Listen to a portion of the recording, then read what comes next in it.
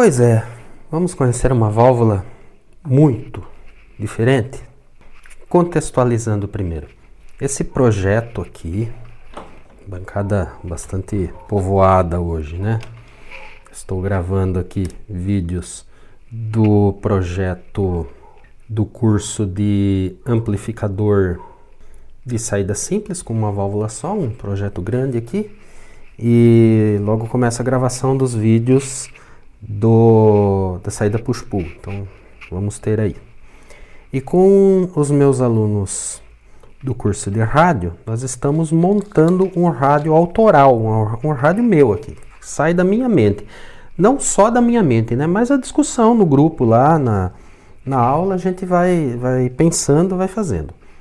O rádio, a parte AM dele toda funcionando, pronta. Então o rádio AM está pronto. Agora estamos fazendo o FM. Pela dificuldade que é o FM, nós acabamos optando por fazer todo o setor de alta frequência de um módulo pronto. Eu ganhei esse daqui, Telefunken, experimentei, ganhei essa peça, tá? O sintonizador. Aqui tem o oscilador local e o misturador. E já tem amplificação de RF também aqui, com uma válvula ECC85. Montei então aqui na nossa famosa forma de bolo e com um projeto inspirado no rádio Fremo. Aproveitei também isso aqui que eu ganhei, isso aqui saiu de alguma vitrola e fiz a cordinha, né, para facilitar a sintonia. Por enquanto ele é apenas o FM normal, de 88 a 108 MHz, mas estamos pensando aí uma preparação desse sintonizador para que ele sintonize, para que ele capte o FM estendido. É estendido para baixo, né? No Brasil é estendido para baixo. É o que eram os canais 5 e 6 da TV analógica, virou FM estendido, 70 e poucos MHz aí. Como a inspiração veio do Fremo, tem aqui duas válvulas 6BA6 e uma 6AU6, ou duas EF93 e uma EF94, fazendo a frequência intermediária. Essas duas são de ganho variável, essa aqui é de ganho fixo, inclusive muito utilizada como pré-amplificador de áudio. Excelente pré-amplificadora de áudio também. Mas, assim, no passado o uso principal era mesmo em radiofrequência. Hoje você encontra nos bons amplificadores de áudio como pré-amplificadora, assim como muitas outras válvulas, né? Para você que gosta, EF94 é uma peça excelente. Bom, você não vê transformadores de frequência intermediária, porque nesse projeto nós colocamos ressonador cerâmico. Tem dois aqui, vai um terceiro agora. E aí que veio a ideia. E agora? Agora nós temos que demodular o FM. Temos que tirar o sinal que vem da modulação em frequência. Então eu separei de uma pequena sucata aqui como uma possibilidade. Isso aqui é uma sucatinha de transistor, tá? Eu ganhei também desse jeito. Estou aproveitando que dá. Aqui vem o sinal do misturador. A primeira frequência intermediária, o primeiro transistor, a primeira frequência intermediária, a segunda e a terceira que vai para essa bobina, que eu tive que fazer esse ajuste aqui porque a bobina não tem uma fixação boa, então tive que fazer esse ajuste, que é exatamente o transformador do demodulador, que eu não tenho certeza, mas me parece que é um discriminador esse aqui. Tem a tampinha, tá? Depois eu vou fechar isso daqui. Então, uma possibilidade para experimentar é esse transformador aqui. Aí eu posso experimentar pegar os diodos daqui mesmo, os diodos de germânio. Uma curiosidade desse daqui, que aqui é só a bobina mesmo, os capacitores do ressonante da bobina estão do lado de fora, ó. E esse capacitor aqui tem uma característica muito ruim, que se a gente esquentar um pouquinho mais ele estraga. Foi o que eu fiz com esse aqui. Se a gente esquenta um pouco mais com o soldador, acaba estragando o capacitor. Será que eu vou ter que fazer umas aulas de solda lá com o Rodolfo do Eletrônica Fácil, que é especialista em solda? Eu tirei daqui, deu trabalho para tirar, porque à medida que eu tirava, acabei descobrindo que o fio esmaltado foi colocado diretamente na placa. Não tem um suporte aqui, era fio direto. Um negócio estranho, né? E bom, essa é uma possibilidade. Mas, né? Olha que maravilha da eletrônica. Você já viu a 6BN6? Esse vai ser a ideia preferencial. Nós vamos tentar fazer funcionar por ela. A 6BN6, pode pesquisar aí, para quem sabe pesquisar. Veja como ela é completamente diferente. Ela parece mais uma válvula de feixe ou um tubo de imagem. Ela está mais próxima de um tubo de imagem do que para qualquer outra coisa. Eu quero dizer o seguinte, ó.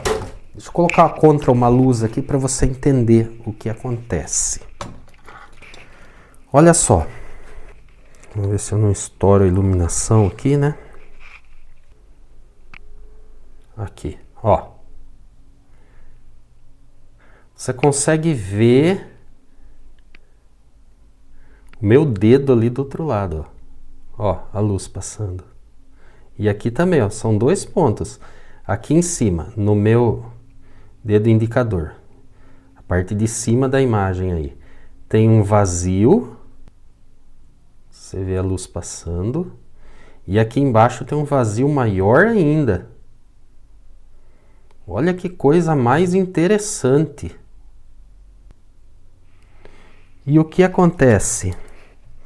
Ela tem um filamento e um filamento só, bem aqui. Dá para ver ele aqui começando. Então o catodo está nesse ponto. Já tem um defletor. Aqui no meio é um anodo acelerador. Aqui também tem a primeira grade, que é chamada de limitadora, é a grade 1. O acelerador é como se fosse a grade de blindagem. A polarização é ali também, é mais ou menos a mesma coisa, a polarização da grade de blindagem. Só que tem a função de acelerador, mecanicamente é muito diferente, não é uma grade.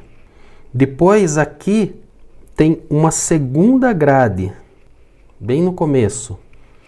E essa é a grade de quadratura. E aqui no fundo é o anodo. Ou seja, o feixe de elétrons vai sair daqui e vai para lá. É um feixe de elétrons nesse sentido. Não é o que é tradicional das válvulas, que você tem catodo, primeira grade, segunda grade, terceira grade e anodo. Ou catodo, primeira grade, segunda grade, os defletores e o anodo, né? Se for feixe dirigido. Isso aqui não é assim. Tem catodo, primeira grade, acelerador, segunda grade e anodo. Vamos ver ali no computador. Tem um artigo técnico que, se você entende inglês, você vai poder ler aquilo.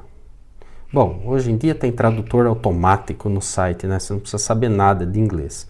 Mas assim, se você entende de inglês, não precisa traduzir. Se você não entende, pede para o seu site traduzir para você. O Chrome, por exemplo, traduz. E aí você consegue ler o artigo que explica o funcionamento disso daqui. Eu vou tentar explicar de uma maneira muito resumida, tá? Com falta de detalhes, para para ficar mais didático. Aí você quer a explicação inteira, com os termos técnicos, aí você lê o artigo inteirinho. Tem um artigo muito interessante sobre essa válvula. Vou deixar na descrição aqui. Nós vemos a figura, o diagrama em corte dela, e com isso já é possível observar os dois vazios ou vazios, como é que fala? Por onde passa a luz. São esses que eu marquei em vermelho. Filamento e catodo é bem fechado. O potencial do catodo, você vê inclusive que o feixe de elétrons segue um caminho muito reto aqui. E o catodo, o potencial dele é enclausurado na mesma tensão de catodo. O que acontece? Um novo alinhamento aqui nesses outros eletrodos. E esses acabam protegendo a grade limitadora, que é a grade 1. A tensão de catodo também vai aqui em cima, como se fosse uma grade supressora nessa parte, fazendo também um enclausuramento do feixe de elétrons. E o acelerador, que seria a mesma coisa que a grade de blindagem, tem esse formato, uma tensão positiva, inclusive o artigo aqui diz que tem que ser uma tensão positiva de baixa impedância, que realmente trabalha para acelerar o feixe de elétrons aqui. É uma peça que, olhando bem, tem muita coisa com a ótica. Inclusive, foi chamado de eletroótica. Os elétrons têm elementos, ou a válvula tem elementos que se comportam como lentes. E a ideia de funcionamento aqui é o seguinte: a grade limitadora chega a trabalhar com potencial positivo, a de quadratura também. A de quadratura fica conectada a um circuito ressonante na frequência intermediária, o mesmo valor da frequência intermediária. E ela vai oscilar sozinha, sem nenhuma alimentação externa, simplesmente porque nós temos elétrons fluindo por aqui e esse feixe de elétrons acaba excitando o tanque ressonante. Poderíamos dizer assim que alguns elétrons acabam trombando nessa grade de quadratura e alimentam o circuito ressonante. Vamos ver um esquema daqui a pouco. E aí nós temos uma senoide sendo produzida de frequência fixa na quadratura e outra senoide que está chegando com frequência variável, que é justamente o FM, na limitadora. Com isso, eu tenho duas frequências que, quando exatamente alinhadas, permitem a passagem de uma certa corrente. Na verdade, pulsos de corrente. Quando elas estão desalinhadas, os pulsos de corrente ficam maiores ou menores, porque essa grade libera corrente num determinado momento da senoide e essa outra grade libera corrente num outro determinado momento da senoide. Se elas estão em alinhamento, eu tenho pulsos de alta frequência que conseguem atravessar tanto a grade limitadora como a de quadratura. Quando acontece um desalinhamento, quer dizer, eu tenho uma frequência aqui e a outra frequência aqui, eu tenho os momentos que uma conduz e que outra conduz não correspondem. E aí eu acabo tendo pulsos de corrente de amplitude menor ou maior, conforme o que está chegando aí de modulação. E aqui está um circuito prático. Veja, a simbologia é como se fosse um pentodo, mas não é, né? O catodo normalmente é associado a um resistor variável para ajustar a rejeição ideal de amplitude. A grade limitadora como se fosse a grade 1. O acelerador com uma tensão razoavelmente alta como se fosse a grade 2. A quadratura no circuito ressonante, veja, não tem nenhuma ligação a um positivo aqui. Isso aqui oscila por conta própria. Esse circuito ressonante tem que ter o mesmo valor da frequência intermediária.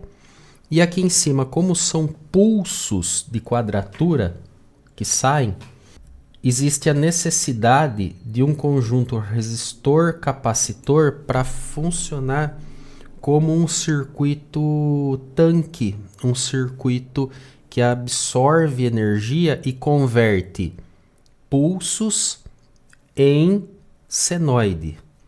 Qualquer semelhança com o sistema PWM moderno não é mera coincidência. É o mesmo princípio de funcionamento de um PWM, modulação por largura de pulso. Inclusive, nesse artigo, mostra aqui que vai mudando a largura de pulso mesmo conforme a defasagem entre a ressonância, o circuito que tem oscilação livre ali de frequência fixa, a quadratura, e a frequência de entrada. E aqui mostra o que acontece aqui. Nós temos o FM entrando, os pulsos saindo, e isso deve ser integrado, um circuito integrador que vai converter isso nisso. E, inclusive, esse artigo comenta sobre por que não fez sucesso essa válvula. Ela foi usada também como o som da TV, porque é FM, mas eu vi circuitos em separador de sincronismo de TV também. Ela encontrou essa utilidade como unicamente uma válvula limitadora. No caso, essa daqui ela junta três coisas. Ela é limitadora por causa da rejeição do AM. Ela é discriminadora para fazer a demodulação do FM e amplifica áudio. Já é uma amplificadora também. Ela já consegue ampliar o nível de tensão de saída.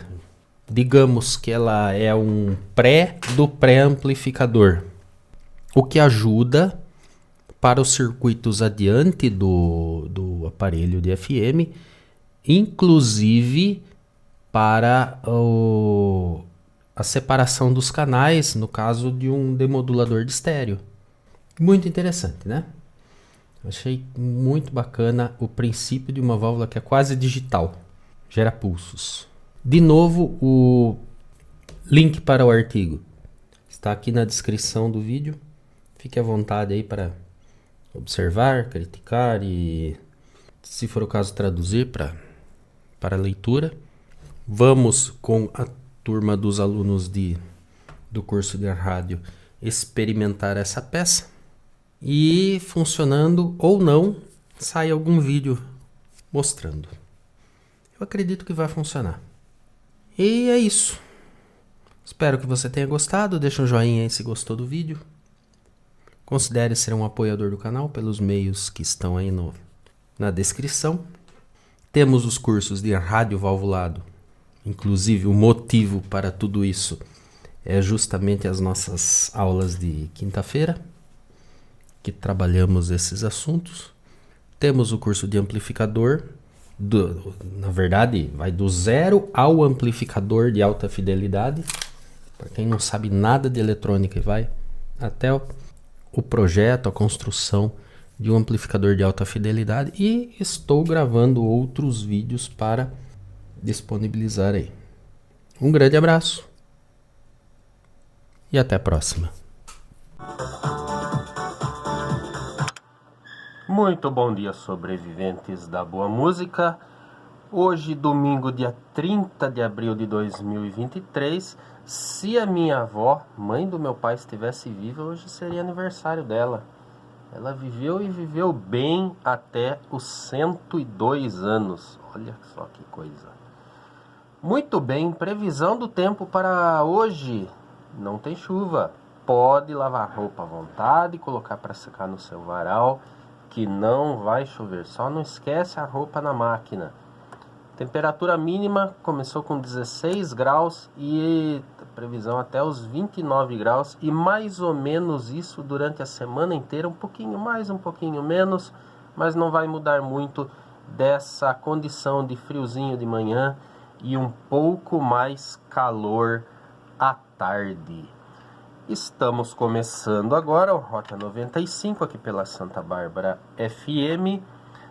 Transmitido aqui pelo nosso grande transmissor de 4 mil watts? Não tenho certeza, mas tem um transmissor bastante potente aqui no alto da prefeitura, aqui no prédio da prefeitura, na Avenida Monte Castelo, no alto da cidade, próximo da usina Santa Bárbara, onde logo vai ter a festa da Negadinha, que a gente vai falar também. Você é transmitido ou locutado, tem essa palavra? Existe essa palavra? Ou apresentado por mim, o Zé Carlos, que vai te acompanhar até ao meio-dia. Você também pode entrar em contato com a gente aqui pelo 34551991, nosso telefone. Para quem é de fora da região metropolitana de Campinas, coloca 19 antes no DDD, escolhe sua operadora e coloca 19. O nosso zap é o 3463-6001. Para quem também é de fora da região, coloca 19 na frente. E para quem é de fora do Brasil, coloca 55 na frente, antes do 19. Então vai ficar mais 55, 19, 3463-6001 para quem é de fora do Brasil. Você também pode ouvir e participar pela internet. Temos o aplicativo. Procura aí na loja de aplicativos do seu celular, Santa Bárbara FM. Você vai conseguir ouvir a gente pelo aplicativo ou então